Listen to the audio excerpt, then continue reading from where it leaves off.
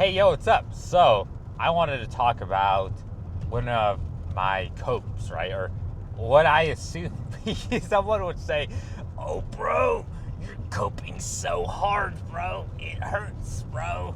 The cope hurts so hard. That kind of thing. One of those copes is, but it's not even a cope, that much of a cope, because it's rooted in truth. Part of it may be interpreted as a cope, but it's that since women choose the guy, right? The idea that men choose who they go out with, right? That men choose their girlfriend, their wife, their partner, whatever that they choose who they want to be with is an illusion. Just because the guy goes up to a woman and asks her, and the fact that a guy can think, oh yeah, bro, I can ask out any girl I want, right? I got options, bro. The fact that a guy can think that is somewhat delusional, right? It's just the illusion of choice, because at the end of the day, it's the woman who basically chooses, right? She either accepts or declines, and that choice is made before you even ask her out. Just because I ask someone out doesn't mean I have them as an option, right? It they decide Red light, if limit camera ahead. if I'm worthy or not of being an option. I don't get to decide who my options are. The women that that in my area, right? Just who in my vicinity, my dating pool, right? Not that I even really have a dating pool, to be honest, right? That is definitely a cope right there. They get to choose. It is just an illusion of choice. So the fact that it's just an illusion of choice means there really is no point in ever approaching a woman, because unless she were to make or give obvious signals, if she gives you IOIs, bro. If she does that kind of stuff, a signal, something that's not, it doesn't have to be super obvious, but eventually you can tell, right? Because, like I said before, when you elicit strong emotions in someone, whether they're positive or negative, people have strong body language towards you. So if you elicit a strong negative reaction or emotion in someone, it'll be obvious. They'll look at you in a certain way. With it could be disgust, with anger, disappointment, something like that. But if you elicit a positive reaction or emotion in them, like lust, admiration, stuff like that. Like I don't want to say love, but that kind, right? But I guess that's kind of almost lust, right? Because there's really is no such thing as love at true sight, because it's just infatuation at that point, right? Because love is more of a complicated emotion. But, oh, bro, we're not here to talk about emotions. We're just talking about how we can't get laid here. So yeah, you elicit strong ones, and it'd be like nervousness in a good way. That not in the way that I make the girls of the Planet Fitness nervous, or the girl in my in my biochemistry class years ago nervous. Not like that, but nervous in a way where it's like the butterflies in your stomach when you see your crush coming up, and you see, oh, they have to stand close to me. It's like, oh, better be, I don't even know just be on my best behavior, not best behavior, right? But put on your best front, so maybe they'll like you, as if that could even happen, right? But if someone is attracted to you, you don't have to put on your best front. That's why there's guys, who go to school. I've seen it when I was in college or in high school. They'd go to school and, like, in just normal clothes. It's not, they didn't decide to dress up, just in normal, sweats or, basketball shorts or pajamas, that kind of stuff. They didn't go in dressed up like, oh, bro, we're going to I don't know, like we're going out to the club, bro. Like that, right? They just would wear very, very casual clothes. They did all that. And, they would still attract the girls. They, like, this idea that you have to be, oh, bro, you got to be perfect 10 out of 10, bro. It's like women are only attracted to top tier guys, right? To some extent it's basically a cope. It is kind of like a brainwashed, like, almost like the men are brainwashed into thinking looks don't matter. It's almost the exact opposite, right? Where some guys are brainwashed into thinking you need to be perfect to attract women, when the reality is, I guess, that you need to put in, not perfect, in the I guess I could have worded that better, that you need to put in maximal effort. That maximal effort in things like grooming, fitness, clothing, that kind of stuff. That putting in effort in that is directly correlated to getting results with women. That, oh, bro, if I put in a lot of effort in, buy a new outfit, right, and fits just real good, and wear matching shoes with my belt, and I don't know, shower and wear cologne, and get a brand new fresh cut, bro. All this stuff, right? That if you put in all this effort, that it somehow will guarantee you something. That it's, oh, bro, that's all you need to do. That effort is correlated and almost guarantees you results with women, but that's obviously not true. Because, like I said, there's tons of guys who just didn't do any of that. They would just not even shower. They just put on some, just a plain white tee and some, I don't know, some sweats or whatever, and and socks and sandals, and, oh, bro, you're not supposed to do that. You're supposed to wear these shoes with these socks and all this stuff. And it's like, come on. It's like, see, they don't have to follow any rules, because they're just, they're just naturally attractive, right? And the rules of, like, oh, bro, you gotta dress up this perfect way, right? And, oh, bro, you gotta do this. You gotta have this specific clothes, or this specific shoes, or this specific whatever it is, right? This specific cologne, this specific haircut, whatever it is, right?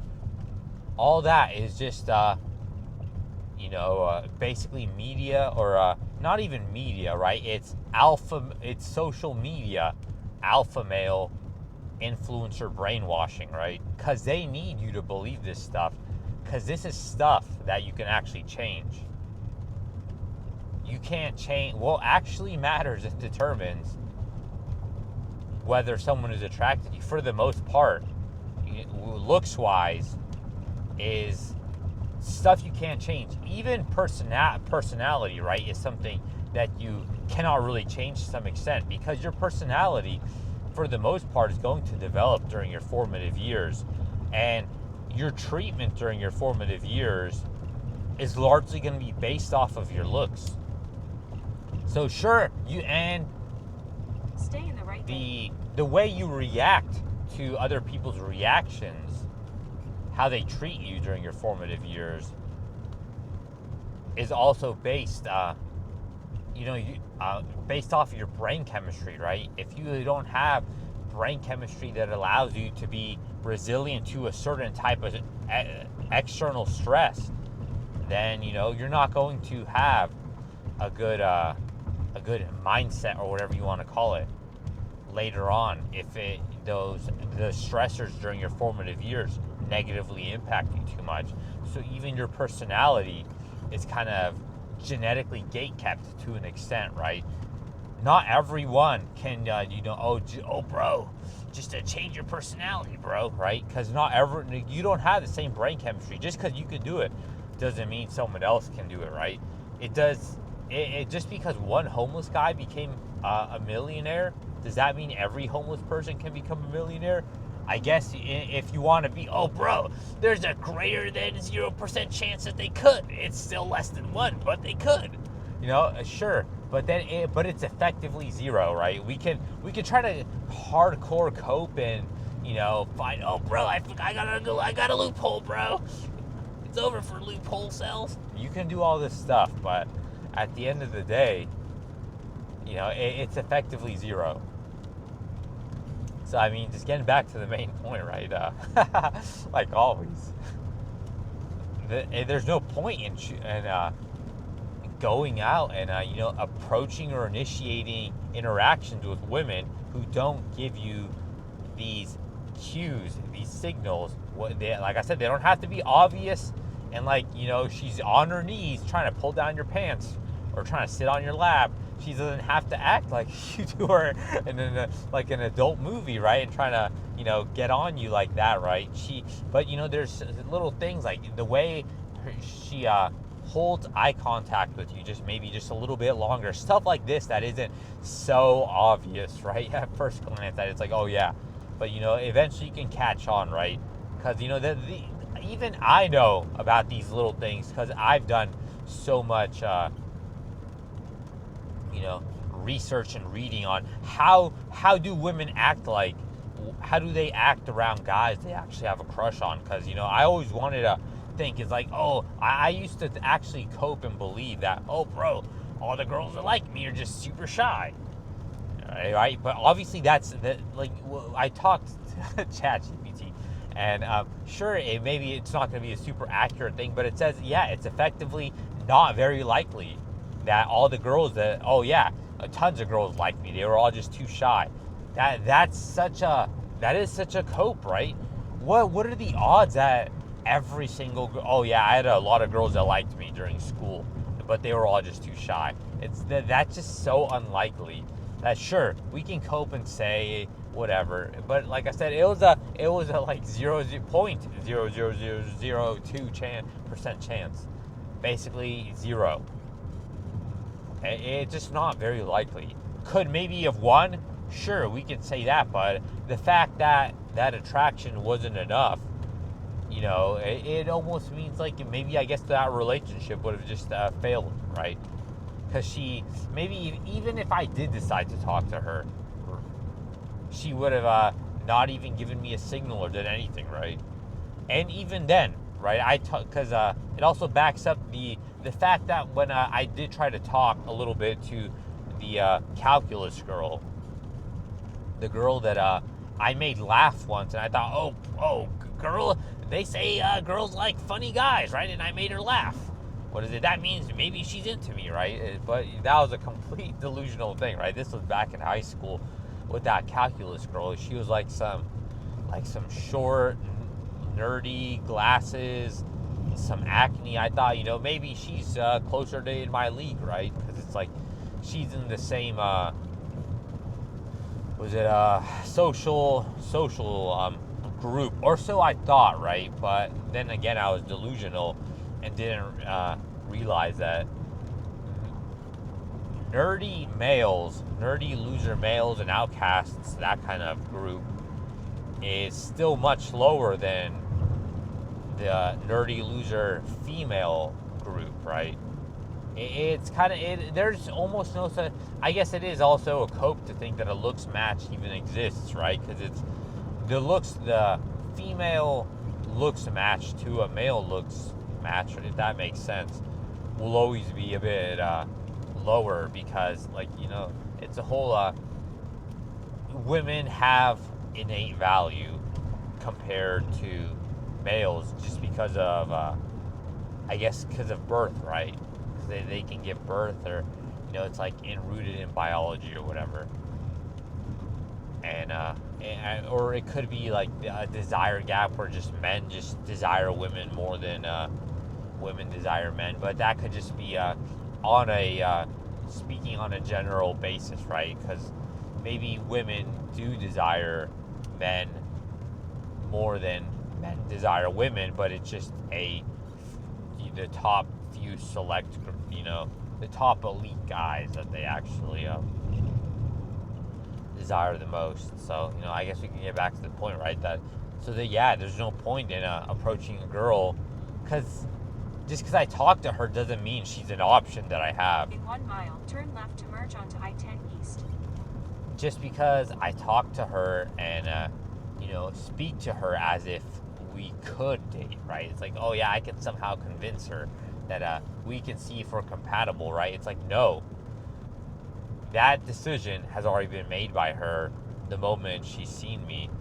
And the fact that she didn't change any kind of her behavior when she saw me kind of just shows that there's no interest. Because when you elicit those positive emotions in someone, the strong positive emotions of desire, lust, admiration, stuff that can eventually lead to some kind of relationship, then a woman will just act differently. She won't act like you just don't exist. Or, because even if she decides to try to ignore you, it's like, oh yeah, I'm going to ignore this attractive guy. It'll be obvious, right? Because she'll be almost like, it'll be obvious. It's obvious when someone purposely ignores you and purposely pretends you don't exist, as compared to, oh, I just legitimately had no idea you were there, and you're basically a Casper cell. There's a difference. If she is very explicit with the way she ignores you, then it's kind of over then.